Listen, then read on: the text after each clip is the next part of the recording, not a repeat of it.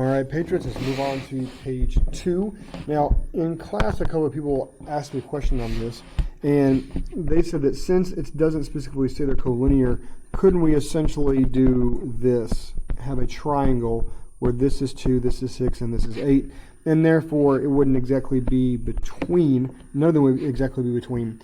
The only problem with that is that the only way, well, first off, it says on a line, so we're assuming that they're all collinear. And also, we'll learn about triangle inequalities here in a few units. The only way for these 2 points to exactly add up to that one is for all 3 points to be collinear. So I did kind of fall for that a little bit in class. I didn't think it all the way through. So if I told you that, and I told you we use D because it's possible this one's elevated up, I'm sorry, I was wrong whenever I said that. So because it says on a line, we're assuming they're all here. So we got 3 points.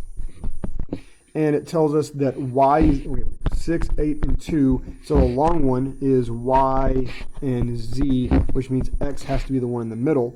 And so x is our point in between. Now let's find the next 2 terms in the sequence. It looks like as I'm going between, I'm going to add 14.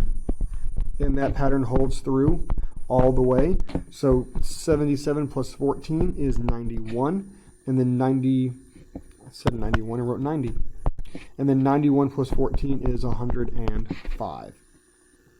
Now for number 14, find the next 2 terms in the sequence. It looks like I've got an alternating sequence here. First off, every other term is a letter, and it looks like I'm going backwards in the alphabet. Z, Y, X, W, V. The next one in the alphabet is U. Then on this one, going from 1 to 2, I added 1. Then I added 2. Then I added 4. So it's not an addition pattern. Actually, it looks like a multiplication pattern. So there's times 2 on all of those. So that's times 2 again, which works, and times 2 again gives me 32. Number 15, find the value of x. Once again, as we said earlier, the vertical angles theorem states that vertical angles are congruent. So 3x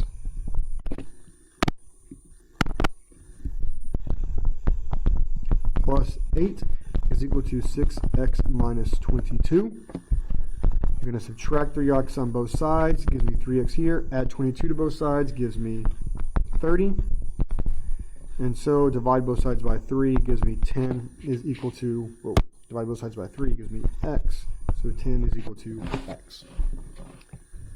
Now for number 16, looks to me like we've got vertical angles here of this composite angle, and so 66 plus 36, this one is 100, and vertical angles are congruent, so 4x is equal to 100, therefore x equals 25 degrees. For number 17, looks like I've got 2 angles that are adjacent and form a straight line together. That makes them a linear pair, and linear pairs are supplementary by the supplements theorem. So 3x minus 5 plus 70 equals 180.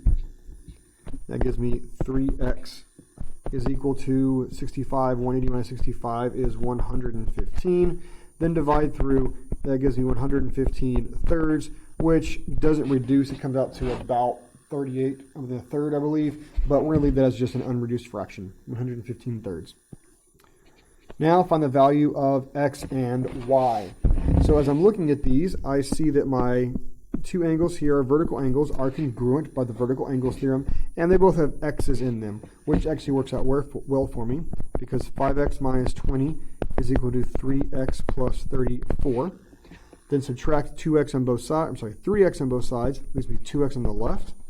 Add 20 gives me 54. Divide both sides by 2 gives me x equals 27. And now for y, I'm also seeing that these 2 are equal to each other because they're vertical angles. And so 9y plus 20 is equal to 13y. Let's subtract 9y on both sides, gives me 4y. Divide both sides by 5 gives me y by 4, gives me y equals 5. All right, number 19 to 22. We're looking for always, sometimes, and never. If 2 angles form a linear pair, then they are supplementary. Well, that is actually verbatim the supplements theorem. That is always true. If D, angle ABC, and DBE are vertical angles, then they are supplementary. Now, the vertical angles theorem says that vertical angles are congruent, and the only way for them to be supplementary would be for my two vertical angles to be right angles, but that doesn't happen all the time. See, they could be here and they're both acute angles or obtuse angles. So that is a sometimes true. 21, if a ray bisects an angle, then the two angles formed are congruent. Well, that's what the word bisect means, that it cuts an angle into two congruent angles. So that one is always true by the definition of an angle bisector. The sum of two acute angles equals 90 degrees. Well, I mean, this one, the measure of angle 1 could equal 1, and the measure of angle 2 could equal 10, and then in that case, their sum is only 11 degrees. However, it's also possible the measure of angle 1 equals 1 degree, but the measure of angle 2 equals 89 degrees. In that case, they equal 90. So it really just depends on what they are. That is a sometimes true comment. All right, two complementary angles. For a complementary angle means that their sum is equal to 90. Well, it looks like 32 and 58 add to 90. So that is angle DFE and angle CFG. Now, two supplementary angles, two angles that add to 180. Now, whenever I start looking at all these, I've only got two lines that are continuous through here. I've got AG and I've got DB. The problem is that both of those lines have three angles composed together to make 180, and these three also 180. I could go back this direction along line DB. Again, I got three angles. Here I got three angles to make the full 180. There is no set of three angles here that are going to be supplementary. And so here, there is no possible situation there. Okay, two vertical acute angles. Now, like I said earlier, the only two lines that intersect one another are these two lines here.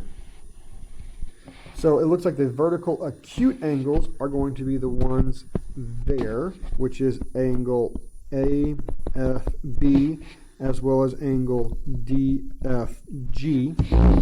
My two obtuse vertical angles will be this one, which is angle AFD, as well as this one, which is angle BFG. All right, I'm going to go ahead and cut the video. Move on to the next video for page 3.